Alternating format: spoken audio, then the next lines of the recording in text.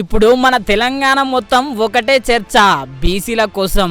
ఇంకా ఎన్ని దినాలు ఇట్లుండాలి, జల్దిన సీఎం కుర్చీలో కూర్చోవాలని చెప్పి అందరు లడాయి చేస్తున్నారు, ఎవరికి దోషినట్టు వాళ్ళు.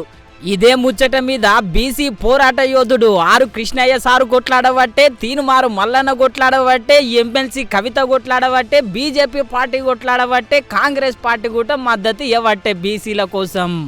అసలు బీసీలకే సమస్య అయితే లేదు, ఇప్పుడు ఎవరికి మద్దతు ఇవ్వాలనో. అవును, మరి బీసీల కోసం ఒక్కటేసారి ఇంతమంది గలమెత్తేసరికి ఎవరికి మద్దతు తెలపాలనో బీసీలకే అర్థమైతే లేదు. బీసీ రిజర్వేషన్ పేరు ఎవరికి దక్కినా రేపు పొద్దుగల ప్రజలు ఓటేసేదాన్ని బట్టే ఉంటది బీసీల మద్దతు ఎవరికనేది.